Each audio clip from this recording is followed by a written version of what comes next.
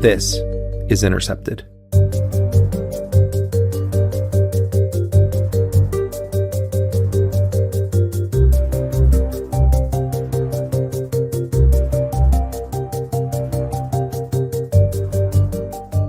I'm Jeremy Scahill, coming to you from the offices of The Intercept in New York City, and this is a special episode of Intercepted.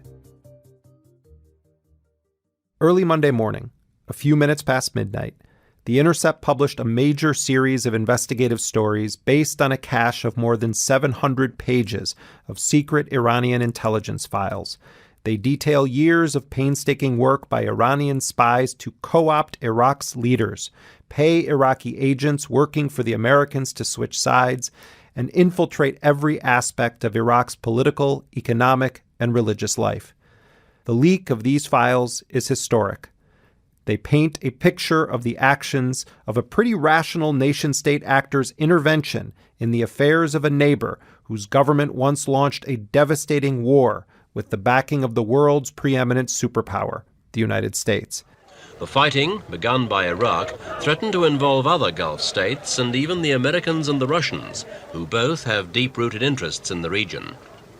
Both countries could end up economically crippled, and the world outside could face an oil and energy crisis bigger than any that has gone before. In the post-9/11 world, the U.S. overthrew the governments of two of Iran's most threatening neighbors, Saddam Hussein in Iraq and the Taliban in Afghanistan. Major combat operations in Iraq have ended. In the Battle of Iraq, the United States and our allies have prevailed. The tyrant has fallen, and Iraq is free.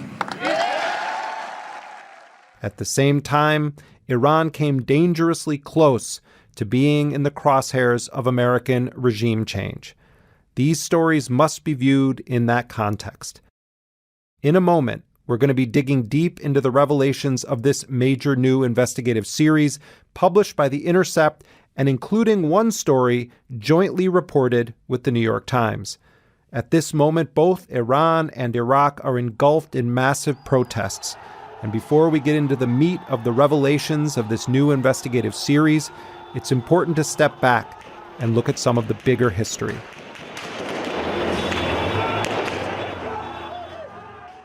For more than 6 decades, the United States has repeatedly intervened in the affairs of both of these major oil-producing nations. It has fomented coups in both countries, provided weapons, intelligence, and encouragement for Saddam Hussein at his most brutal. The United States armed both Iran and Iraq in an 8-year war that killed more than 1 million people.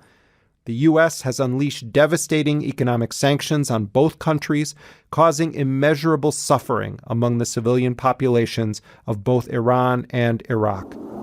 He is in no position to point the finger at anyone else in the world for the suffering of his own people. And once again today, he has proved that he is responsible for the suffering of his own people. The rest of us are more than happy to let him... It was former Secretary of State Henry Kissinger who put a fine point on the desired outcome of the U.S. position during the Iran-Iraq war when he quipped that it is, quote, a shame there can only be one loser.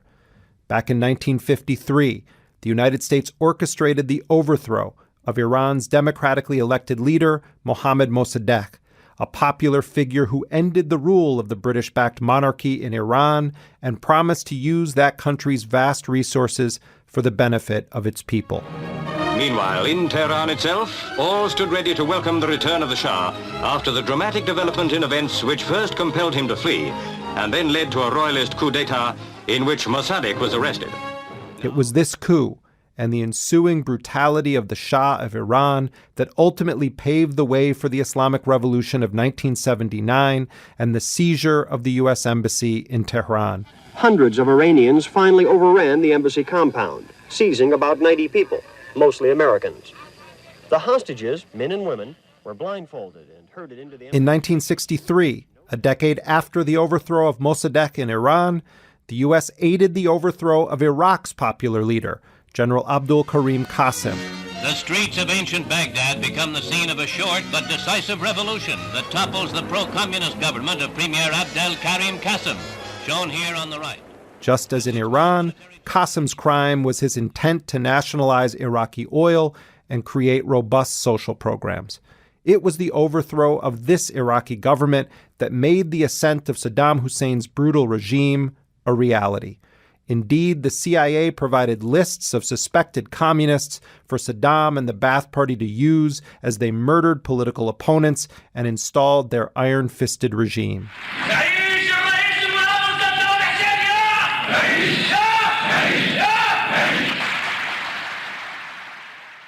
Following the Iran-Iraq War of the 1980s, the United States waged the 1991 Gulf War, during which the American military machine mercilessly attacked Iraqi military and civilian infrastructure in Iraq.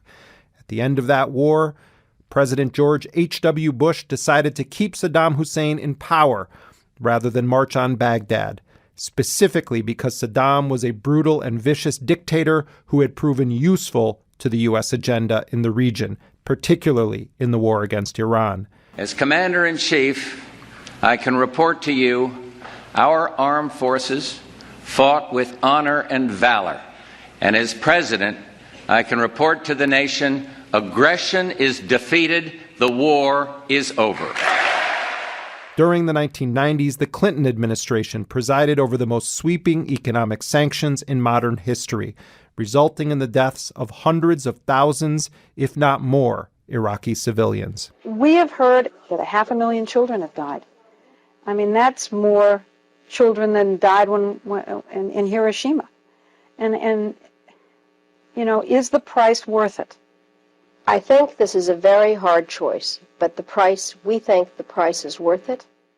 The bipartisan support for the 2003 invasion of Iraq was justified through a campaign of lies and propaganda centering around weapons of mass destruction and fictitious connections to al-Qaeda. It transformed Iraq into a hellscape and opened its gates wide to groups like al-Qaeda and eventually the Islamic State.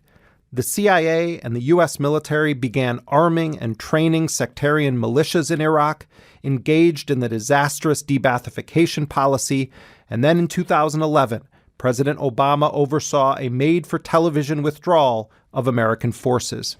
So, today, I can report that, as promised, the rest of our troops in Iraq will come home by the end of the year. After nearly 9 years, America's war in Iraq will be over. In the aftermath of the U.S. invasion, and particularly after the 2011 withdrawal, Iran dramatically increased its influence in Iraq and cultivated close relationships with powerful Iraqi politicians and institutions. Which brings us to the Iran cables. For this series, The Intercept teamed up with the New York Times for one major story, which has been simultaneously published in both publications. There's also several stories that The Intercept did alone. Those can be found at theintercept.com. I'm joined now by two of the journalists who worked on this series. My colleague Murtaza Hussain is a reporter at The Intercept, focusing on national security. And Farnaz Fassihi is an award-winning Iranian-American journalist for the New York Times. She's also the author of Waiting for an Ordinary Day, a book about the immediate aftermath of the U.S. invasion of Iraq in 2003. Murtaza, Farnaz, thanks to both of you for joining me. Thank you for having me. Thanks for having me. Murtaza, let's begin with you. First of all, for people that know nothing about this right now, what are these documents that we've published and what are they about? We received a trove of 700 pages of top-secret Iranian cables from the Iranian Ministry of Intelligence. They document Iran's activities in Iraq, roughly from the period of late 2013 to early 2015. And this, of course, is the time period of the emergence of ISIS and the peak of ISIS' power in Iraq. They show the inner workings of a very secretive security apparatus of the Iranians. Every country in the world jealously guards its national security secrets, but Iran has been one of the most difficult to penetrate for journalists or researchers, and we're seeing for the first time how they operate from their own perspective.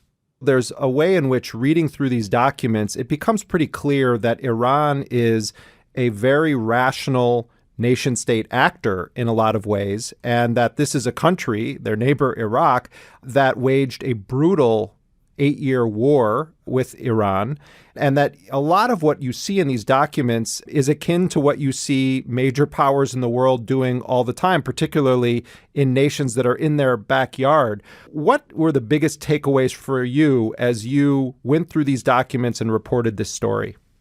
I think that you're absolutely right that the Iranian regime, the Islamic Republic, has been very rational and diligent about how it extends its power and influence in the region, how it counters terrorist groups like ISIS, how it builds militia forces across the region from Lebanon to Iraq to Yemen and beyond, and how it counters America's presence in the region. We have to remember that in 2003, when the U.S. invaded Iraq and Afghanistan, President George Bush named Iran as part of an axis of evil. And the Iranian regime very much believed that Tehran would be next on the list of regimes that the U.S. wanted to topple. States like these and their terrorist allies constitute an axis of evil, arming to threaten the peace of the world.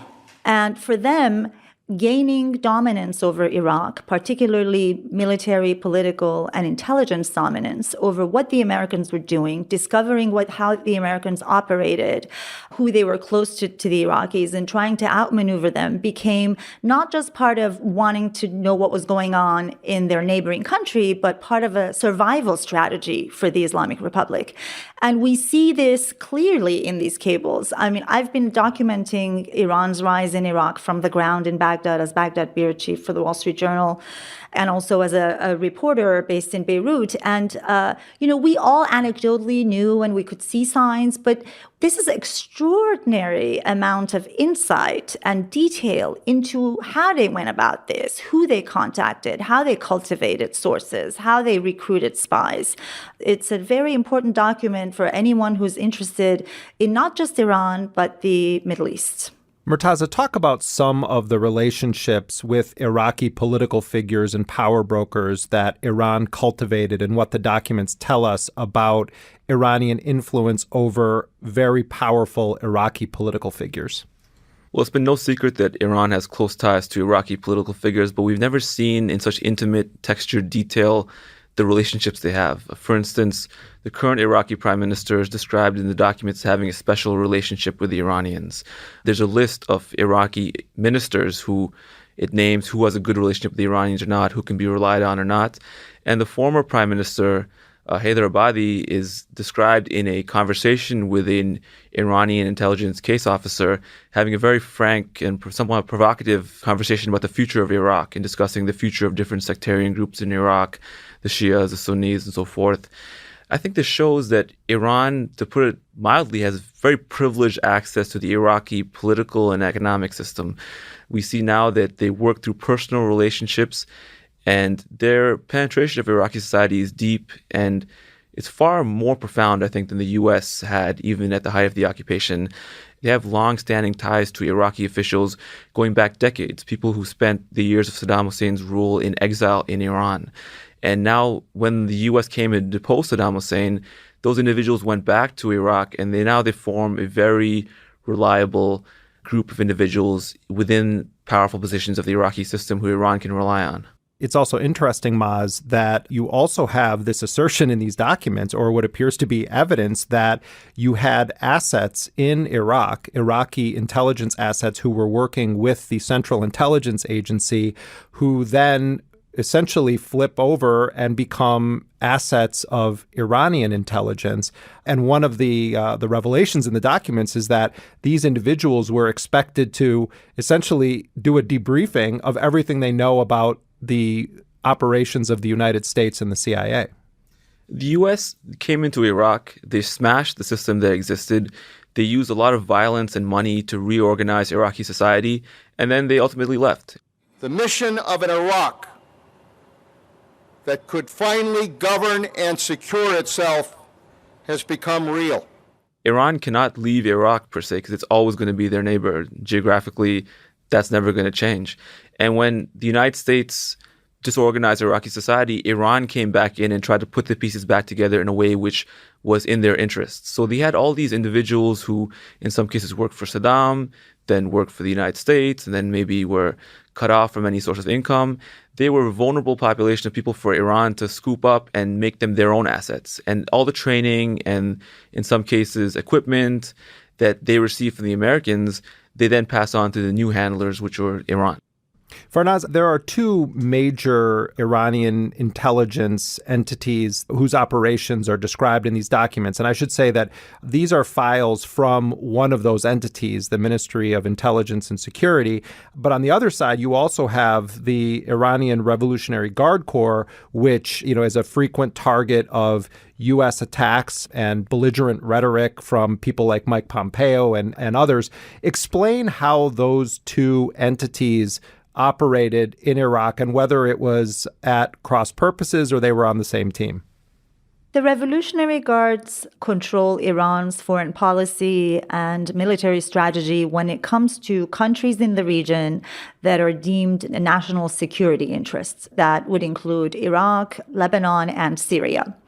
When the U.S. invasion happened and Iran wanted to move into Iraq, it dispatched both very expertise and experienced teams of intelligence officers from the Ministry of Information, as well as the intelligence wing of the Revolutionary Guards Corps.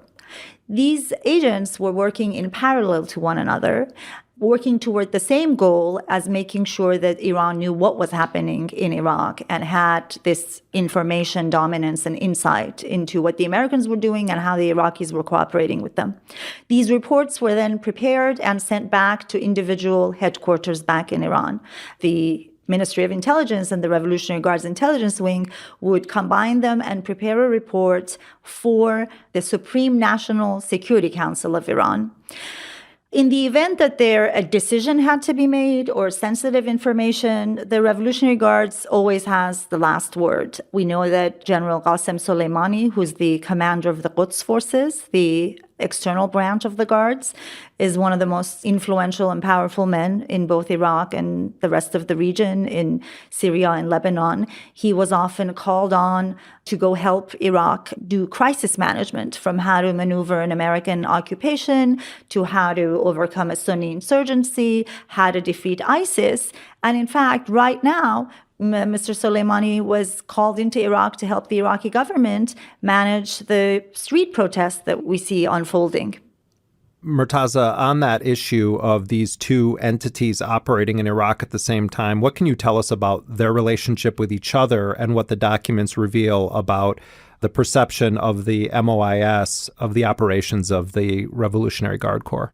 Well, Iran is a very opaque system, and there's a lot we don't know. But generally speaking, there is a perception that the MOIS is a more professional, pragmatic counterpart to the IRGC, which is more ideological and aggressive in its posture. In the documents, you actually see evidence of that, in the sense that there are critiques from the MOIS or MOIS case officers against the IRGC and against Qasem Soleimani in particular. The IRGC is blamed for involvement in ethnic cleansing in Iraq of Sunnis, or treating Sunnis in general as the enemy, and thereby feeding sectarianism in Iraq. And these critiques very much reinforce that idea that the MOIS is more of a pragmatic actor than the IRGC. And in some cases, they speculate or express concerns that Qasem Soleimani may be promoting his own activities in Iraq to build a political career for himself in Iran, or build a profile. Because he's sometimes nicknamed as a shadow commander, but he became very much out in the open during these conflicts with ISIS. He was on social media, pictures of him were circulating from every battlefield, and the MOIS clearly viewed these activities with wariness and, in some sense, alarm that the IRGC's activities, rather than stabilizing Iraq as they would like, were leading to more and more conflict and opening the door for the United States to come back to Iraq with greater legitimacy. Farnaz, we should mention, in both Iraq and Iran at this moment, you have very large protests, and they've been sustained in Iraq now for some time. But in Iran, it does seem to be at a crossroads where it could dramatically escalate. Explain what the protests in Iran right now are about and how they started. And also, we should note that just hours before the New York Times and the Intercept published the first story in this series, Iran shut down the country's internet. But walk us through how we got to this place we're in right now, Farnaz. On Friday, a few minutes before midnight Iran time, the government announced that it was going to ration gasoline prices, the quota, double of what the price was, and then it would triple the price of gasoline after that quota was met. This meant a triple increase of gasoline, and that could lead to inflation, that could lead to prices of all sorts of goods going up. The Iranian public reacted fiercely and violently toward this new policy. They immediately, within hours, took to the streets. Protesters blocked a major highway near Tehran. The American sanctions are meant to pressure the Iranian government into giving up its nuclear weapons program.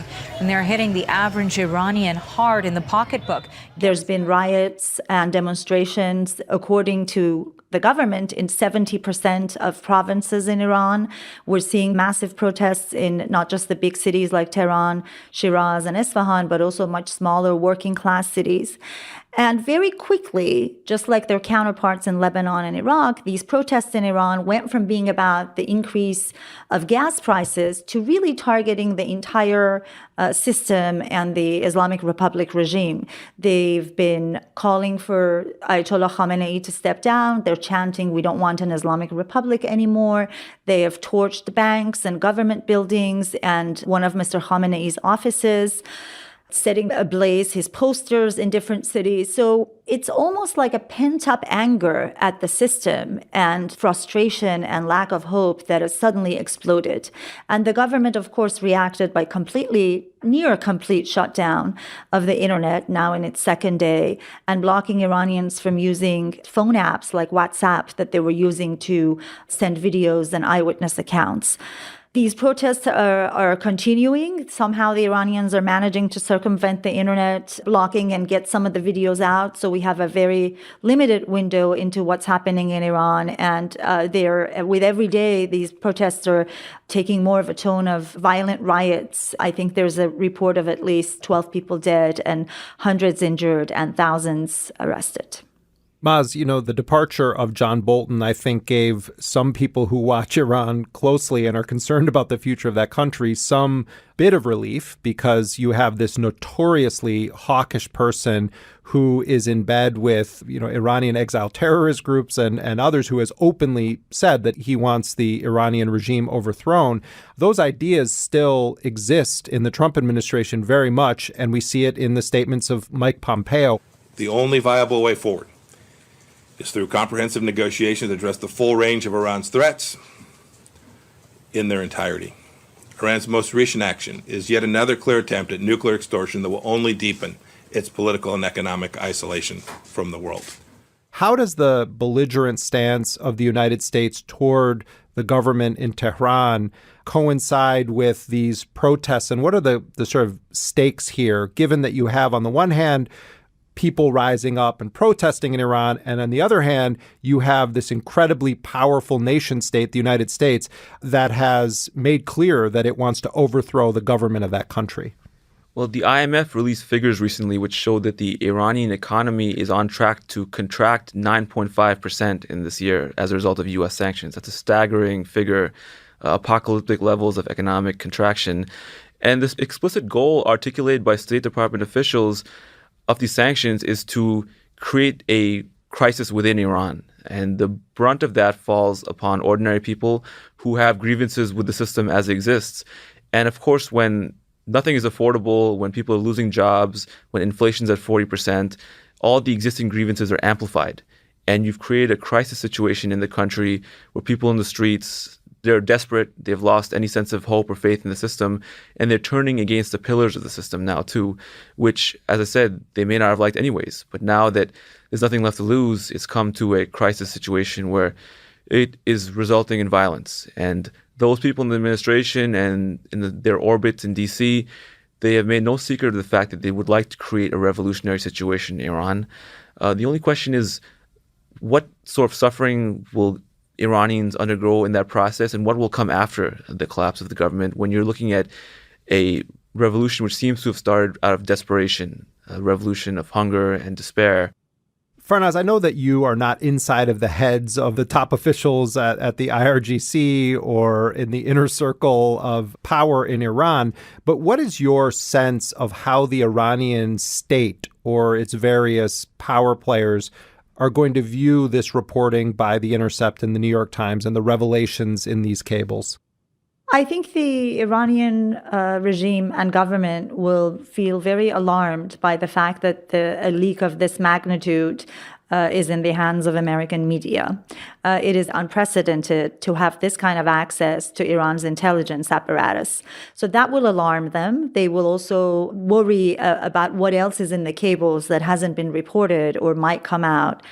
But I think they might not mind the perception or the evidence in these reports that they outmaneuvered the U.S. and they gained intelligence dominance in Iraq. I think that part of their capability to gain this kind of control over Iraq will probably please them. I think the Iraqi government might not like this because as it's coming under a lot of pressure from protesters to resign because of its closeness to Iran and because of its perceived ties to Iran. I think for the Iraqi government and for Iraqi officials, this report might be embarrassing.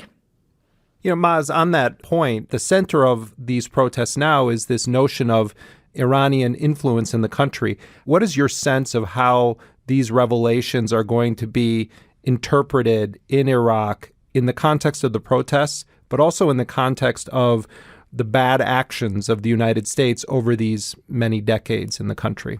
Well, you've seen some scenes of protesters in Iraq burning Iranian flags or chanting anti-Iranian slogans or even in some cases storming buildings associated with the Iranian government. I think that all this ties back to the core issue, which is that the sovereignty of Iraq as a nation state has been severely degraded, if not completely degraded, by the United States over the course of several decades, culminating in the 2003 invasion. Iraq has not been able to control its borders. The Iraqi government has not been able to meet the minimum standards of a state, which is to have a monopoly on violence of what takes place in that land. And the people of Iraq still have a very strong idea of a national identity, and they're trying to reassert that. They're trying to get back what has been lost to them as a result of the malicious actions of foreign powers, foremost among them the United States, and now in a more subtle, more calculated way perhaps, Iran, by manipulating their political leaders behind the scenes. This is all part of a long-standing attempt to reassert an Iraqi identity against grave forces which have been arrayed against it. Donald Trump made a huge deal about the reported killing of al-Baghdadi, the head of ISIS. And these documents actually go into some detail about how Iran was fighting ISIS as a sort of ground force. But I wanted to begin on this issue with you, Farnaz. First of all, how did Iran view the ascent of ISIS as the premier jihadist group in the world, sort of surpassing the influence of al-Qaeda? What was the perception of Iran as all of this was formulating and this group was gaining a foothold in parts of Iraq and Syria? The number one priority for Iran when ISIS gained ground in Syria and Iraq was to mobilize forces that would defeat ISIS outside of Iran's border and before it could enter Iran and penetrate into Iran and destabilize the regime. They very much view ISIS as a terrorist group that came about as a result of the U.S. invasion, as a result of Sunnis feeling marginalized, creating an insurgency, and that insurgency over time growing more and more radical and getting inspirations from al-Qaeda to then morph into something called the Islamic State. Murtaza, you wrote one of the major pieces that has been published now at The Intercept on this series is Iran's shadow war on ISIS. While U.S.-led forces dropped bombs, Iran waged its own covert campaign against the Islamic State. I think a lot of people have no idea that this took place or that Iran was functioning in the role that it did in this battle against ISIS, which often was framed as the United States is fighting ISIS and they're working with the Peshmerga and they're working with other Iraqi forces. But Iran, in fact, was effectively the most substantial ground force fighting ISIS for a period of time revealed in these documents. Talk about what you found in that part of the investigation. So the first place where ISIS was defeated or checked by a ground force was in a town called Mahmur in northern Iraq. And they were defeated by a Kurdish Peshmerga force. And that force actually was trained and received logistical support and ammunition from Iran during that fight. And the Iranian intervention against ISIS preceded the American intervention by a few days, in fact. Iran was very key in arming Kurdish forces, in arming and supporting the Iraqi army, Shia militias, all fighting ISIS, while the United States played a critical role throughout the war in the air. That arming of those groups has been somewhat known, not in the texture that we have now in these documents, but even more so, Iran was penetrating ISIS as an organization. It was penetrating the Sunni insurgency that Farnaz referred to. They were setting ISIS as enemies against them or trying to break off members of their coalition to fight them. The documents show that Iran had penetrated the highest levels of ISIS with spies, actually. There are reports from the inner circle of meetings with Baghdadi in the ISIS leadership, assets giving information back to Iran. There are people inside ISIS who are feeding positions of their troops to Iranian connected actors to try to get a way to defect from ISIS safely, and giving those positions away so they're later bombed by the coalition. So Iran was playing a very, very deep, covert game against ISIS, tearing apart the organization from the inside. It's a part of the war we've never seen before, and we now see for the first time through their own top secret documents. Is there any indication that the United States tried to open intelligence channels with Iran, knowing that they were on the ground engaged in this both overt and covert campaign against ISIS? Well, ironically, given the grave disputes that exist between the United States and Iran, in the Iranian cables, MOIS case officers lament the lack of coordination with the Americans. They're very wary of the American presence in Iraq. They're afraid it may roll into something larger which could threaten their interests, but they have a great desire to work with them to more effectively target ISIS. And they're upset about the exclusion of Iran from discussions taking place between the United States, Turkey, and regional Arab countries about how to fight ISIS and what the future of Iraq will be. Because as they see it, those countries have all taken a very extreme presence hostile to Iran's interest in Iraq. They'd like to have a closer relationship to fight ISIS with the United States, which is somewhat of a frenemy as described in the documents, but it's impossible due to the general political isolation of Iran that's existed.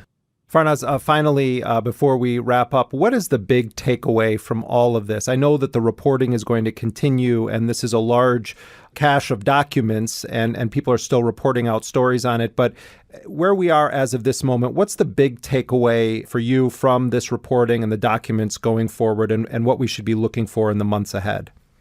I think the big takeaway is to see how Iran has been planning and executing its strategies in Iraq and elsewhere in the region, and to try to, moving forward, find how the information that we have and the evidence we have from these files in Iraq applies to elsewhere where Iran has an active presence, like in Syria, like in Lebanon, like in Yemen, what it shows us in terms of more of a perspective on the region power plays that are going on in this rivalry between Iran and Saudi Arabia, in the relationship that Iran has with the United States right now, and is it moving toward confrontation or is it moving toward negotiations and diffusing tensions?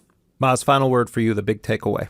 I think the big takeaway for me is to see how the Iranian intelligence operates. We've never seen before, the way they behave behind closed doors. They're a very professional, pragmatic, and ruthless organization. We see that in the documents. They're very fastidious in protecting their interests in Iraq. These documents, of course, deal with a certain period in time, and in some sense they're historical. But I think that if it comes to a situation where the United States confronts Iran again, either by proxy in Iraq or elsewhere in the region, we have a greater insight into how the Iranians may behave and what tactics they may use to combat that. I think another takeaway from this has to be from the point of view of the United States and other Western powers that have military superiority when they invade a country, but when they get there and in the post-invasion and post-military phase, they're out of depth And the lack of connection and understanding of the cultures and the religion and the inner dynamics of a society leaves them where the U.S. is right now in Iraq. I think that has to be a takeaway for people who are conducting U.S. foreign policy or military policy, because if there is a war in the future with Iran or elsewhere, they have to look at these cables and they have to look at the information here and see that there are forces on the ground there that they have not predicted that might actually beat them to this. Farnaz, thank you very much for being with us. Thank you for having me. Murtaza, thank you as well. Thank you. Murtaza Hussain is a reporter at The Intercept, focusing on national security. And Farnaz Fassihi is an award-winning Iranian-American journalist for The New York Times. She's the author of Waiting for an Ordinary Day, a book about the immediate aftermath of the U.S. invasion of Iraq in 2003. You can read this entire series on the Iran cables at theintercept.com. The lead article in this series was simultaneously published at The New York Times and The Intercept. And that does it for this special episode of Intercepted. You can follow us on Twitter at Intercepted. We are also on Instagram at Intercepted Podcast. If you like what we do on this program, you can support our show by going to theintercept.com/join to become a sustaining member. Intercepted is a production of First Look Media and The Intercept. Our lead producer is Jack Dizadoro. Our producer is Laura Flynn.